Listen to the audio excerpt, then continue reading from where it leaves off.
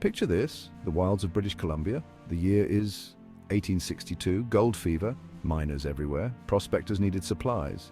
But how to get them through the rugged terrain? Someone had a wild idea, camels. Yes, camels in Canada. It sounds crazy, but it really happened.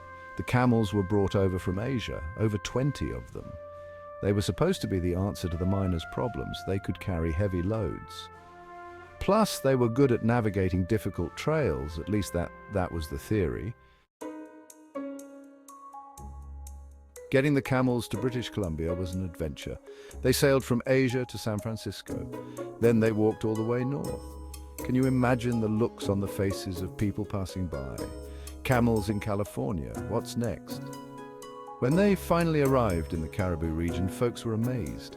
Camels were a strange sight. Some people were excited, others were a bit scared. After all, they'd never seen anything quite like it. The camels soon got to work. They carried food, tools, and supplies to the miners. The camels could handle the rough terrain. They were strong enough to carry heavy packs, and they didn't need much water, perfect for the caribou. For a while it seemed like the camel experiment might work. They were doing a good job. But there were some problems on the horizon. Big problems.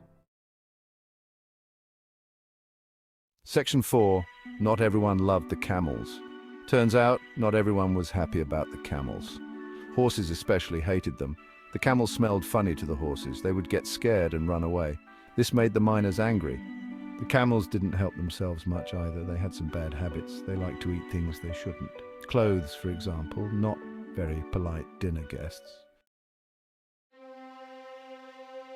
Section 5. Camel capers, clothes eating, and runaway judges. The camel's taste for clothes caused quite a stir. One story tells of a judge who had a very unfortunate encounter.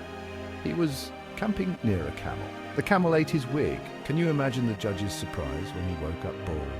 Another time, a camel wandered into a town. It poked its head into a store. The shopkeeper panicked and ran out the back door. The camel just wanted a snack, but the townspeople weren't taking any chances. Section 6. The end of the road for the Cariboo camels. As more problems arose, people started to give up on the camels. The horses were still scared, the camels were still mischievous, and then the roads improved, wagons and horses could travel more easily. The camels were no longer needed. Most of the camels were sold off. Some were used as pack animals in other parts of the West. Others ended up in circuses. A sad end for these adventurous creatures.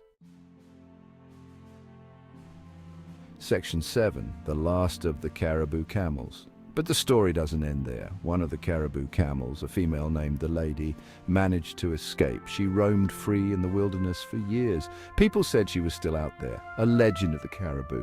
The Cariboo camels may have been a flop, but they left behind some great stories. It's a reminder that even crazy ideas can be fun and that history is full of surprises.